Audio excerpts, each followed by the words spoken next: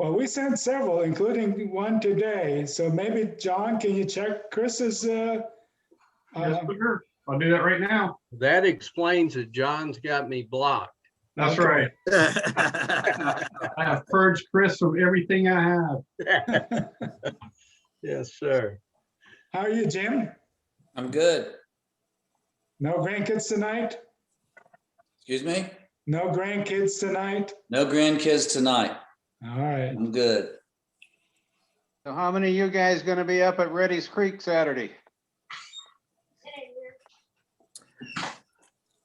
I may or may not be. I had a trip to the South Holston planned, and my fishing buddy, he's got his mother-in-law is not doing so well. So they're trying to get permission to get up and see her.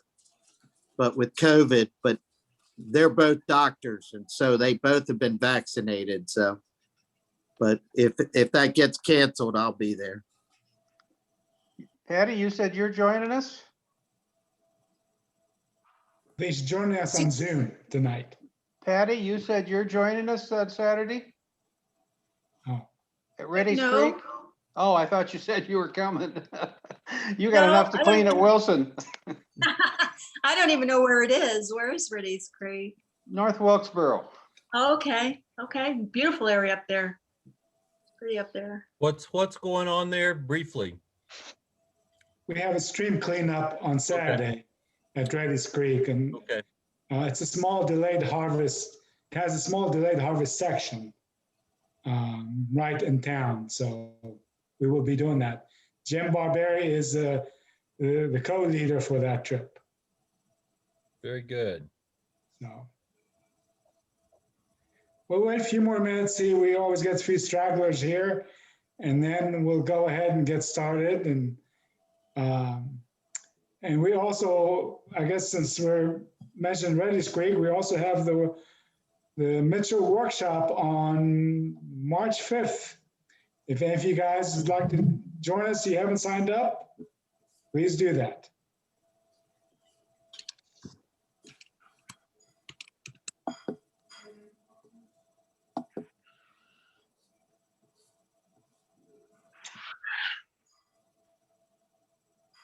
All right, I guess Fred, you want to go ahead and get started?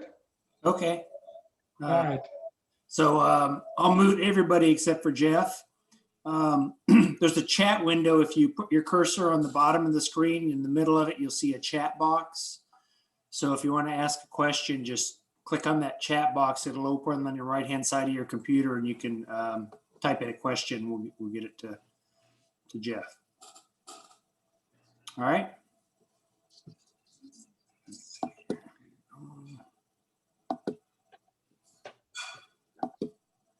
All right, and Jeff. All right, there we go. All right, Jeff. Good deal. So thanks everybody for getting on the meeting tonight. My name is Jeff Wright. I'm the Southeast Coordinator with Trout Unlimited. Just want to give you a little background about me and what I do at TU, but then really tonight's about some new technology that TU has out that helps make anybody that's interested in water quality and water issues, makes them able to report and identify these issues, and allows a chapter or allows staff to be looking at what's going on in the rivers in a new way. So like I said, my name is Jeff. I started with TU a little over 2 years ago, almost 2.5 years now. For those of you that aren't aware, TU kind of has a really interesting structure. We have our national level staff. So if you ever see anything from Chris Wood, our CEO, you know, that's obvious. He's a paid staff member of Trout Unlimited. So we have over 250 paid staff members with TU that are doing work across the United States. So the Pebble Mine campaign, I'm sure all of you got some sort of communication about Pebble Mine. That is our paid staff working on a lot of that you were getting that info from. So we have national staff that are working on these priorities throughout the area. In the Southeast, we have 2 national staff members that work in our 4 Southeast states. So that's Tennessee, Georgia, North Carolina, South Carolina. There's myself. I'm based out of Elizabethton, Tennessee. And then there's Andy Brown, who is the Southern Appalachians Cold Conservation Manager. He's based out of Asheville. So with national staff, a lot of the times the way that it works is that we have funding that, helps us have our job, but then ties us into different things, ties us into different programs in different areas. So, Andy and I spend a lot of time, over in Western North Carolina, working on different issues like Wilson Creek watershed, or in what we call the Sky Islands, which is kind of Brevard over to Silva down to Highlands Cashers, working on all sorts of different issues that happen in these areas. But with my job in particular, one of the things that I kind of am tasked with doing is also being out there, getting to know the grassroots. And that's you all, that's the volunteers that are leading these chapters and that are able to do more honestly than our staff can accomplish on their own. Because, like I said, there's 2 of us for 4 states in the Southeast. We have, a couple hundred chapter members in your chapter. Raleigh has a chapter. There's just more of you that are capable of doing good work. And so one of the things I get to do with my job is actually help support the chapters, let them know what's out there, help them see the tools that are available, and, provide that assistance as I can to help you all get that work done. So I'm excited to be here tonight to talk about, this app that we're using that could actually help your chapter and your partners in the agencies over there identify where and how to work, especially in that Mitchell River watershed as you're working. So over those past 2.5 years, my job's kind of varied. I do a lot of different things. I said, helping chapters, helping the council, project management. One of the big things that I've been doing has been working in our community science program. And this is, it's basically the idea that TU's built on, is that we have a great group of volunteers that want to get out and make a difference.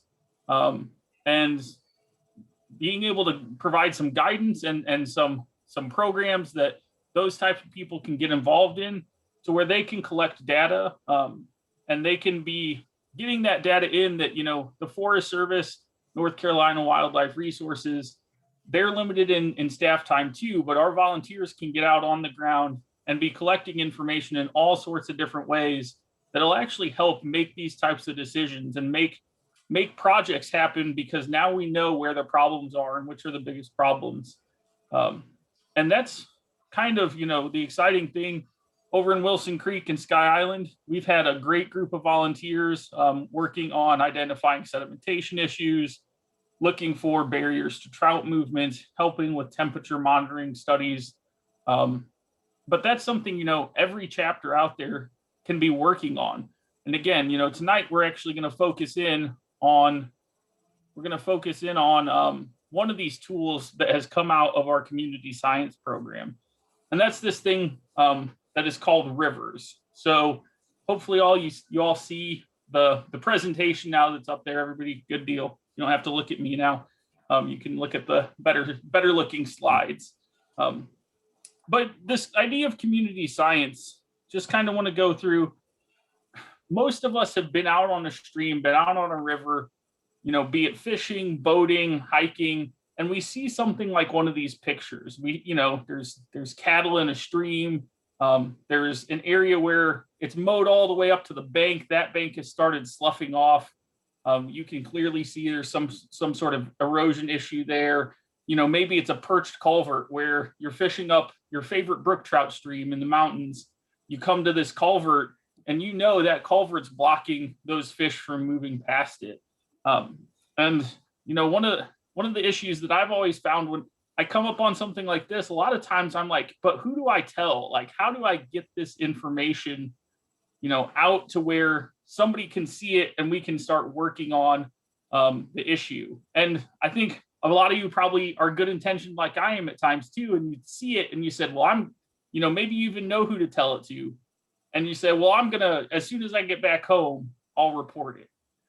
And then you go up the stream, you catch a few more fish, and you kind of forget in the back of your mind, it gets shoved back there, and then you get home and it's dinner time, and you got to make dinner, hang out with your kids. And often, you want to report it, you might even know who to report it to, but you just kind of lose track of it in your day. I'd like to think that's not just me that faces that sometimes, where it's like, I know that there's an issue, but what do I do next? And that's where really our community science comes in. And what community science is empowering anglers, boaters, anybody that just loves the water and wants to see healthy waterways. It's a way to empower them to identify and address water quality issues. For those of you really familiar with TU, you'll recognize our protect, reconnect, restore, sustain kind of motto there. That's how we work. So we're trying to engage through community science, all our volunteers, anybody who wants to improve water quality in that protect, reconnect, restore, sustain model. And again, TU community science, it's done at various levels. The most important right at the top, though, is that grassroots. You're the ones that are on the ground, probably, in your location. You're out there more times than I'll ever get to be in a year. But we do have project staff. We have volunteer operations. We have that support system underneath the grassroots in this community science framework, building out things like the Rivers app we're going to talk about. One thing we see, some benefits that we see of community science for your chapter especially, is education and outreach. People get a better understanding of their home waters. When you get out there, and fish, you get an understanding of it in that biological standpoint. When you get out there and you start looking for, maybe stream bank clearing, you're looking for eroding banks, it starts giving you that different picture of your watershed and your home waters. You can expand and diversify your organization. So again, I think all of us that have been around TU for a long time, we know that sometimes we kind of get labeled as we're like this fly fishing club, and we're way more than that. All of us know we're way more than that. Community science gives you a way to reach out to new communities to say, we just want somebody who wants to keep an eye on the waters involved. And that leads to collaboration between your volunteers, your TU staff, your agencies, and honestly other local partners. And I think you all are seeing this on your Mitchell River projects. That is, as you start looking at things, you're building those collaborations, and that's only going to benefit that chapter, your chapter, as you go forward. There's also then the conservation outcomes. You're gonna have a faster way to identify issues, and honestly tracking those in the future. Monitor your restoration and management or prioritize projects are all kind of these benefits of this community science network that TU has been working to build. Which leads me to one of the most recent tools that's emerged in our TU's community science program, and that is Rivers, which is it says it's a mobile app. It's actually a survey on a mobile app for TU chapters. And what Rivers stands for is River Inventory by Volunteers for Efficient Restoration Strategies. So I think they clearly started with a name they wanted and then filled it in with words there. But what really is it? It's a way for people who are on the stream anyway to get out and identify habitat issues as they see them. It might be cows in stream, eroding banks, point source pollutants, barriers. It's a way for you to get out, and while you're on the stream, when you run into that issue, you can document it right then. It's not something you have to remember when you get home. You get home and you have to find an email from somebody, and you have to write out this email, and I forgot to take pictures. This Rivers app helps you report immediately and do it in a way where anybody can see that information. So what it is, it's creating an online database of user reported issues across the United States. And in a little bit, we'll show you the map that's on the TU website. But it's just a tool that, like I said, a chapter, a staff member, anybody can use to start documenting where you're seeing potential issues and using that to inform how you want to do projects. So I know on the Mitchell, sedimentation is a big issue for everybody. And a lot of people probably have, areas you've seen, and in your mind, you're like, yeah, I know, there was something over here and there was something over there. Rivers is going to allow your chapter to actually look at a map and say, here's a cluster of problems that if we address sedimentation here, it's not just a one-off project off to the side. It's not just, a minor thing here. You're going to actually be able to prioritize as your volunteers engage with this, where you need to be addressing some of these issues to benefit the river. So what Rivers is, again, it's a survey that's built on an app called Survey 123. And it's a really simple way to do this. So there's a lot of more in-depth surveys that are really disturbance specific. I mentioned, like, I do sedimentation and culvert assessments with volunteers. That has really specific surveys built for it. But honestly, that takes a lot of time for training. It takes a lot of time to learn it. Rivers was built to be user friendly and make it so, again, anybody out there, if you're fishing up a stream, you don't have to take half a day to engage in this survey. You've got really simple, a really simple layout that you can work with. And there's all sorts of disturbances built into this app, from stream bank disturbances, again, like manicured lawns up to the edge, removal of riparian vegetation. You can see the list there. There's just all sorts of different types of disturbance that, as you see it, you can say, okay, well, I noticed a stream bank problem, and you'll click the radio button, and then you'll have a specific disturbance. So if you see on your right there, so riparian vegetation, let's say you see a manicured lawn, you click riparian vegetation, you go down to specific disturbance, and you can click on manicured lawn, and you can see the nice big house up at the top there where they've manicured their lawn all the way out to the stream bank. And we all know, grass is not a good vegetation type to hold that stream bank in place. That can cause problems in the future. So, the basic run through of that, you click your disturbance, you take a couple pictures, and then you can actually, that little green check mark at the bottom, you check it, and it'll send to an online database that information. Other disturbances. So again, you can see riparian vegetation. You've got a bunch of categories in there. In-stream or channel issues. If somebody's out there doing recreational mining, we don't see that as often down here, but it can be. Man-made dams, in stream and channel. How many of you have been out on a river and seen somebody make like a tubing chute, or, they've dammed up the river? You can check and say, hey, there's a man-made dam here. Stream flow. Again, not as big of an issue out here, but dewatering, people removing water and harming that stream. Point source pollution is another general disturbance in the categories.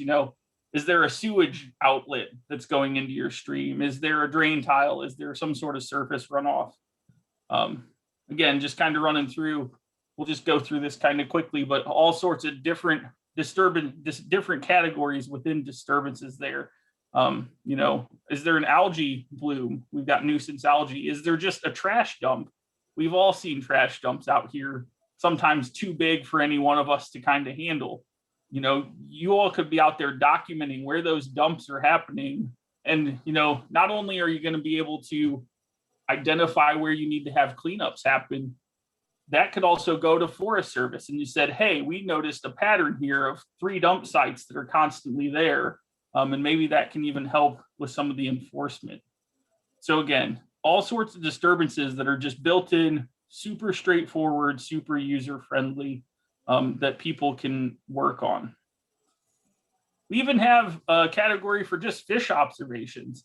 So say you just want to note where brook trout are, you could be out there doing it.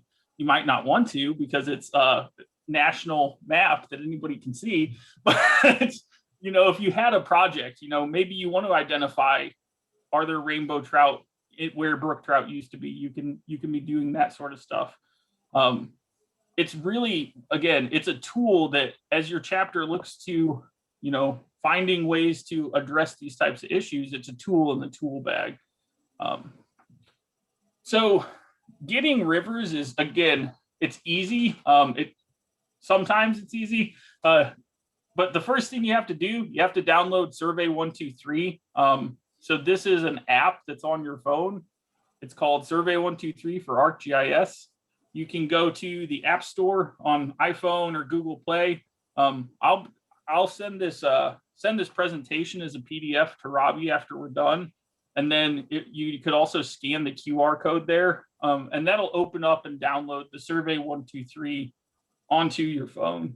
So if you wanted to be working on that while I'm talking, you could actually do a little walkthrough here. But the first thing is, you download Survey 123, and then like I said, Rivers is actually a survey built on that app there. So once Survey 123 is downloaded, you actually go in your browser, and again, you'll type this web address. So it's arcg.is, and then it's /08s1gs. But you put that web address in your browser, you'll open it, and it'll automatically download the Rivers survey on Survey 123. So again, it's probably a little more complicated than we would have liked it to be, but the Survey 123 app just really simplifies things on the back end in creating these. And so that two-step process, you download Survey 123 app, you then get the Rivers survey form on Survey 123, either by going to that web address or scanning the QR code. So let's say you want to get started with Rivers. I just wanted to walk through, again, like I said, pretty straightforward, but walk through the overview of what happens as you go through this survey. So say, we're out on the stream, we see a spot where there's a stream bank erosion problem. We're going to open our Rivers app, and this is that screen you see right there is what you're going to see. It'll say Rivers. At the bottom, it'll say collect. And if you've sent something previously, it'll say sent. You're going to hit the blue button. You're going to hit collect. And it's going to open a new form. And in that form at the top, you're going to put your state. You're going to tell us what TU chapter you're in. You're going to put your name just so we know, if we have a question, we can get back with you. And, you could even put your phone number in there. Again, it might be good because then somebody in the state could give you a call and say, hey, we noticed this issue here. So you do that. You're going to have other survey information there. You're going to tell us what water body it is. So, we're on the Mitchell River. Type Mitchell River in there. There's a little radio button there. Pick stream, river, lake, pond. And it automatically then also sets the date and time for when you've noticed that disturbance. Disturbance information then, the neat thing about these surveys and part of why we like using them is that it's geo-referenced. So when you do a survey, if you can see it, there's a little circle with lines at all the cardinal directions on this map. If you just hit that, it makes sure your point is right where you are. And once you do that, your survey, this information is going to be tagged at that location. So again, the idea is we want to be able to find potential problems. Survey 123 lets you automatically put a GPS point down where that problem's happening. So you've gone through, you do your water body type, you have a location. We'll get to that. That's a good question. So somebody asked, what if you have no service? We'll get to that in a second. So you do your location. You make sure the GPS works. Your GPS actually works no matter if you have cell service or not. So that's for that specifically. You also have the option to take some photos. It's always good to take photos of what you're seeing. Again, so people can people can visually see what you saw as well. So there's options to take 2 or 3 photos there. We'll talk about good photos in a second, but you take some photos of the disturbance. Then you get into this general disturbance category. You pick your disturbance. You say, okay, there's an in-stream channel problem. I saw recreational mining. You click those radio buttons. There's an option if there's other going on, which again, with how many things are in this, I'd be surprised if you couldn't find something to represent it. But if say you can't, there's an option to click other and type in what you're seeing on the stream. And then again, pick your specific disturbance. You can, if you're out there and have water temperature, you can tell us the water temperature. And then really an important spot here is this box for notes. So that's where you can kind of really type out and say more specific what's going on. It can be, the manicured lawn. Maybe you saw somebody spraying pesticides as well along the bank.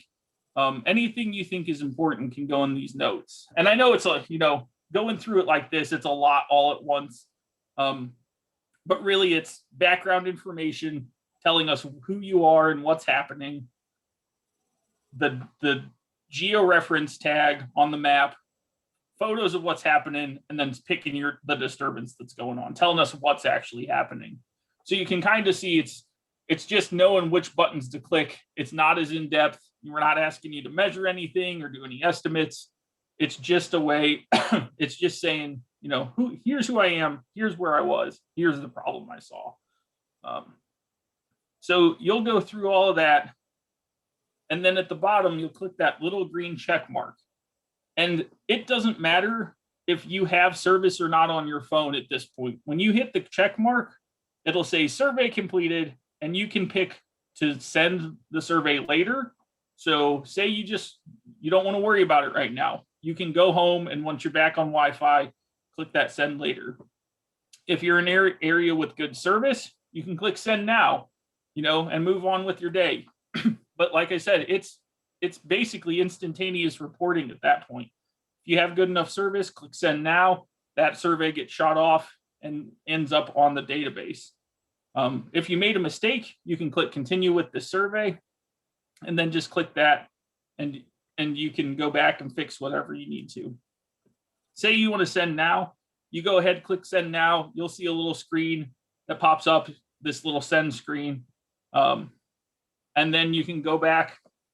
You can go back and start a new form. Hold on, sorry, I'm gonna cough. I'm gonna mute for. All right. So if you do choose to send later, again, once you get back home, once you're back in service, if you've taken a bunch of them, if you get to Wi-Fi, it's a little easier. But you'll go down to the little sent box there. You click, there will be an out box that shows up. You click on out box, you hit send. You can also edit your surveys later in the sent folder. But all this is in more detail on the website that I'll share in a little bit. But again, the idea is pretty straightforward, pretty easy to use, can be done in real time. You don't have to worry about remembering to come home, looking up was I in this jurisdiction or that jurisdiction? Where do I get the email?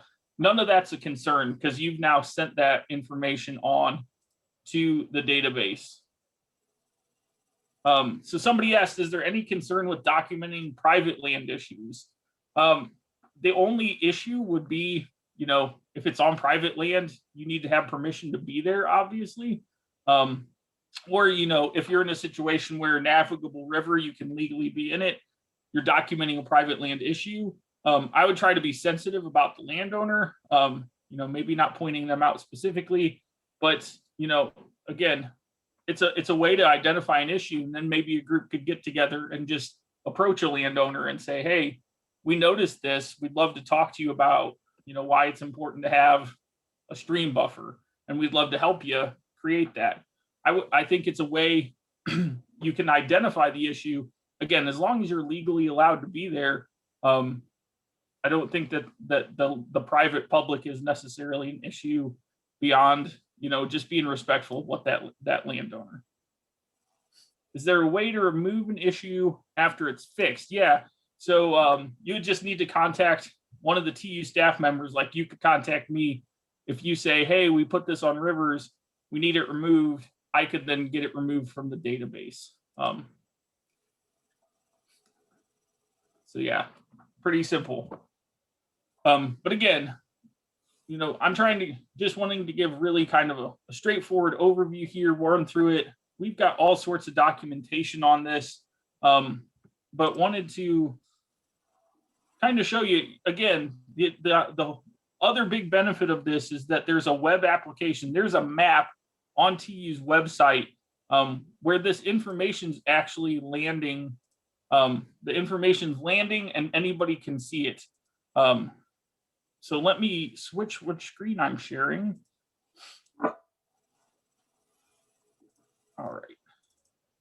All right. So this is the live map of the rivers map. Again, it's on the TU website. When I send this PDF, it'll be in there, but everybody sees that the map of the US with little dots all over it, right? Yes, good deal. So all these little colored dots are points where people have gotten out and noticed a problem. So we're gonna go up to the Northeast and we're gonna zoom into Connecticut, where a chapter has been using it to identify issues on a couple of streams. And this is something where, again, as Blue Ridge chapter, you're working in the Mitchell River watershed, you might have a couple streams you want to send some volunteers out. So they've sent volunteers out onto this stream here, and a volunteer has gone through and documented all the issues that they've found, and each color represents a different issue. So again, I pulled up the legend here. Anything green is something they've identified as a barrier. So we can go to a green one. We see the chapter, the state, the name. It's on Comstock Brook. They've identified a barrier. It was a small dam. And they've taken this photo, and you can see there's a small dam right there. If your chapter wanted to do something to reconnect that stream, that exists right there. You go downstream, oh, there's another barrier too. It's another small dam. So let's look at, so let's look at purple in-stream channel issue. We go down, there's a sediment deposit. It's a water clarity issue. And you can see if you look at this stream bottom right here, there's a ton of sediment that's laying in these rocks. You can no longer see the gravel bottom here. That's all really fine silt in there. So again, they've identified a sediment issue. So, thinking about how your chapter could engage in this, this is something you all could be doing. You want to say, hey, let's just do the Mitchell delayed harvest section, or the Mitchell, is it delayed harvest? I'm going to forget which term it is. Or is it hatchery supported? Either one. But you want to do the Mitchell section that you care about. Hey, let's send 2 people down this river today, and we're going to just document the river issues. And then you're going to have a map like this. Again, this is publicly accessible. Any rivers app information lands on it. I did some of these when it first got going down here. You're going to have that map where your chapter, a chapter leader or volunteer can go in and look at where those issues are, and start making decisions about where you might want to do projects. I know you're doing your sedimentation, you're doing your stream bank training with NC State. All of a sudden you've got 5 different stream break projects that your volunteers have found as they're engaging with rivers. One other thing I wanted to show you, I keep saying there's a website. So again, on TU's webpage, I'm going to send the link out again later. If you Google Trout Unlimited Rivers, this will be the first thing that pops up. There's a training video on how to use it. There's PDFs on the disturbance types, how to get started. There's also the explanation for how to download it. And then there's the link to that map right there on our website. So again, all of that's available right there on the TU website. Let me switch back to the presentation real quick. There we go. All right. So that's kind of that brief overview of rivers, and kind of how is a chapter using it, what could you potentially do, but really wanted to take a little time to run through good photos on this are super important because again, it's going to help other people see it. So just a couple quick tips on photos specifically, because again, if somebody wants to identify, your chapter wants to work on issues, having photos that really convey the problem is going to help tell the story and identify where you want to go next. Tip number one, balance amount of detail with perspective. This is something we deal with in the barrier survey. People want to get up right in close on that culvert and you don't get any perspective of the stream banks or what's going on outside of it. So try to balance that detail with perspective. Honestly, stepping back, getting a good perspective around you, being able to see both sides of the stream, all good things to do to make sure you can kind of encompass the whole area. Another good tip in that distance and the detail and perspective, have somebody or something that the length of in that picture as well. That gives a lot of good perspective on that. So that's tip number 2. Use an object of known size for scale. Document your source. So, say you're looking at point source pollution, on the far left, this is a good photo. We can identify what's causing the sediment in the stream. Middle picture is okay. You can kind of see where it's coming from at least. And actually, no, you can't. So I would say this isn't a good picture, but that's all right. You can see though where it's flowing. And then the third one, you can't tell anything about that picture other than, down here, the stream's kind of gross looking. You want to try to get an idea of where the issue is in that photo. Again, we also allow you to take a couple of photos. So use multiple photos with different perspectives. So, you're looking at a culvert that you think's blocking movement, get the outlet, get the inlet, take a picture of downstream. That's all good. Or, it's a stream bank issue. Get upstream and downstream, get both perspectives, maybe from the side. Try to get multiple photos. And again, the current link is right there, but we're going to make sure all of that gets to you. It has all sorts of guidance documents, web links, training videos that I'm not gonna have time to go into depth all of it. Just kind of wanted to go through and give you a picture of the Rivers app and what it can do. One of the beauties of this is, you can do it on your own time. You can do it while you're out. You can, it's not something that's as involved as like a stream cleanup day or trying to get out and get everybody on target. It's really great for, honestly, where we are in the time we find ourselves in right now, that, you can do it on your own. It can be socially distanced and you're still out there trying to identify where the problems are. So I've got a couple questions. So what about fallen trees blocking a stream? You could document that. That would be in one of the general disturbance categories. You'd use it let me go back and see which disturbance that would be.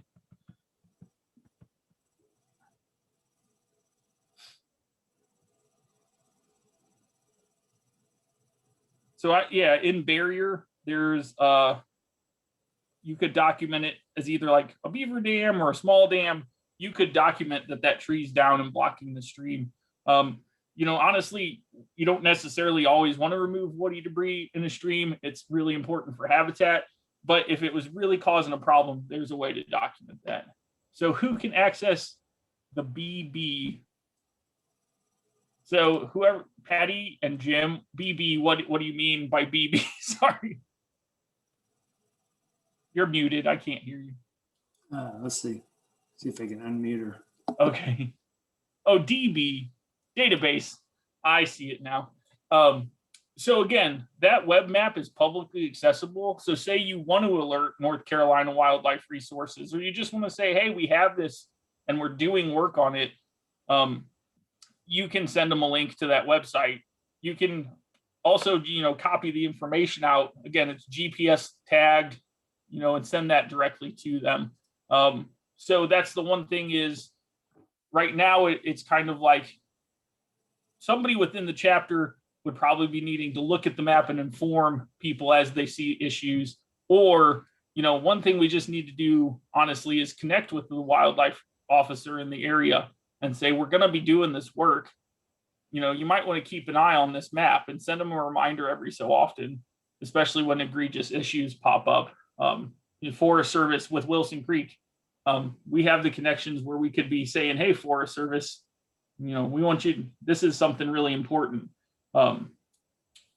Other chapters are other areas actually have, the wildlife agencies are working and with rivers, and they're using it to document issues as well. But yeah, it'll be a little bit of informing people about that it's there, and reminding them that it's there, and you're going to be collecting data, and then making sure that the chapter is collecting data. So when they log on, they go, oh, this really is being used. All right. And then Robbie, you've already sent the link out to members by email. Awesome. And it's on the chapter website as well. And you couldn't see the pictures? Oh no. I don't remember which pictures when you sent that, but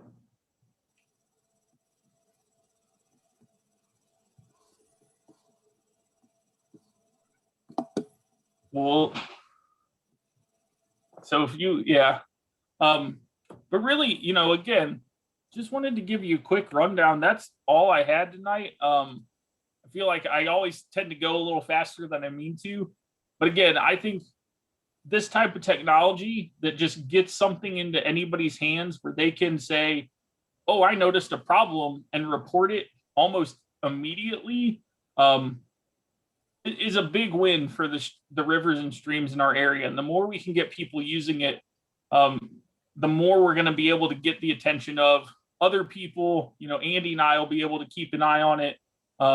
Your local municipalities, the more that they're seeing is coming in, I think the more eyes will get on it, and the bigger difference that it'll make in the long run. And again, lots of different ways the chapter could use it to help identify, as you're looking at making improvements, finding the next 2, 3, 4, 5 steps that you want to do, and engage your chapter and your community in identifying those next steps. I think, this is just the perfect thing for that as you're working on doing some of this Mitchell River improvement.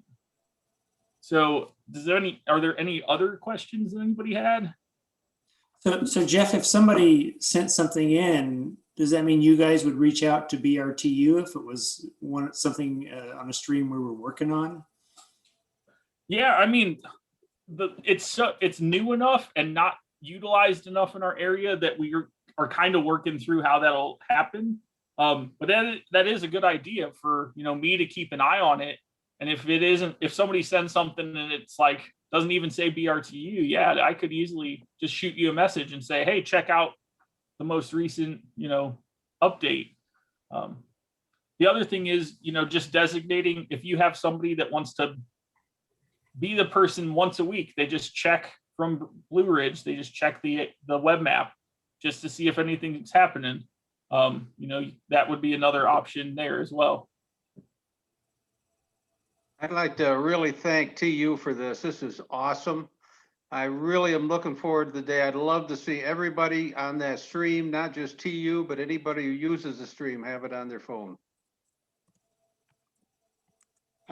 Jeff, I have another question for you, but first I saw Ricky had his hand up or had his sign. Ricky, did you have a question for Jeff? Yeah, I've got it loaded on my phone, but the Survey 123 app stays on the whole time and really drains the battery. How do you log on and off of it? And I had the same issue.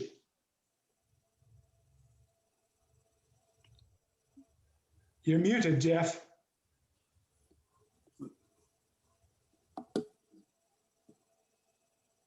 Thanks, Fred. Sorry, I muted myself. Yeah, so you have to actually go in and close the program. So like on my iPhone, I double click my home button and then just swipe it up and close out of the program.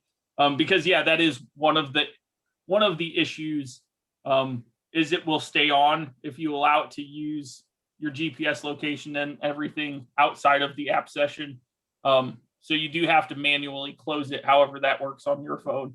Like I said, I've only got an iPhone, so that's the only one I know how to do it on. And yes, it does drain your battery if you leave it on very badly. So Jeff, I had a question. How do you search geographically for an area?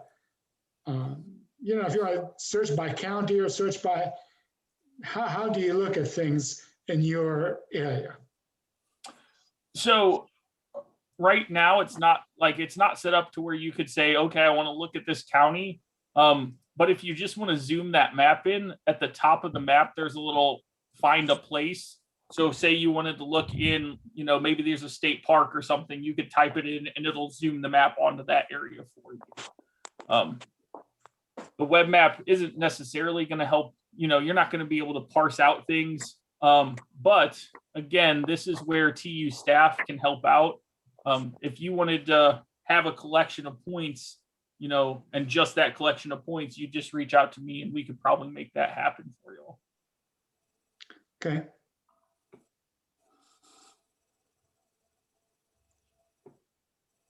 Jeff, when I downloaded the app, it's asking for our organization's URL. There you go. Did it? Yes, it does. Mine did too.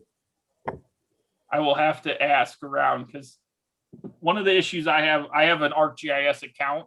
A lot of people, it'll ask about an account. Usually at the bottom, there's like a continue as guest or continue without account. Oh, well, let me back up, see if I can do that. Yeah. It won't let me open Continue without signing in. Yes, Yeah, that. Jim, Click that. That's Okay. the way. You know, if you go without signing in, then it takes you to where you need to be without having to put all that stuff. Okay. Yeah. Yeah, because it's built so you don't have to have an account because ArcGIS accounts, they're not super expensive, but they're more than you want to pay every year. Google search rivers, right? The easiest way is to go onto and click the website link. I don't know. The search can kind of be really finicky. Again, this is where I wish this part was a little simpler. But there's only so much we could do. Okay, mine says you don't have any surveys on your device. Yeah. Let me see. So what do I do there? Search. You have to download the survey. So again, if you search in your web browser Trout Unlimited Rivers, you'll get on that web page, and then about halfway down the web page, there will be a link that you click, and it'll download the rivers onto Survey 123. It wasn't as easy as a regular phone app, you know, where you just click the button and it does everything. You had to look and search and go back and forth. It took me a while.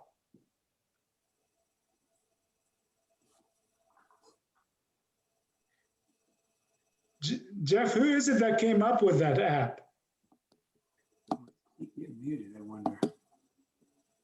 It was the Trout Unlimited science team, and I forget who they partnered with.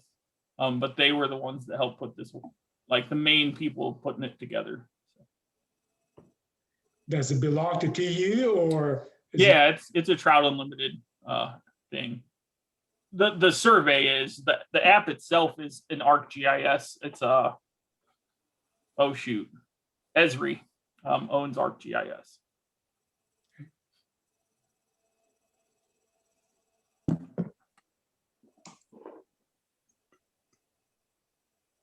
Is it working, Jim? Nope. I'll work on it later. Yeah, it's not easy. I think the best thing to do would just, if you can get on our website and just walk through it again. I went through it way faster than if we had, you know, a couple hours to kind of work through it. But I just hop on the website, read about it again, and that's where you're going to have the link and everything you need.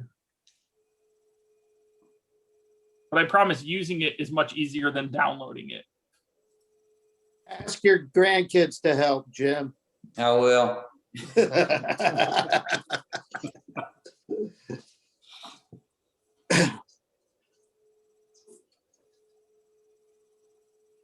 Well, Okay, anybody else has any other questions? Good Doesn't look stuff. like it. All Thanks, right. Jeff. Jeff, thank you Yeah. very much. Thanks, Jeff. Yeah, Thank you, Jeff. appreciate it. Hopefully you all get to using this and it'll be useful for your chapter. So, Well, it's very useful. We just have to learn how to do it. yeah. So, all right. Thank you very much. All right. Thank you. Thanks Have a good everybody. evening, everybody.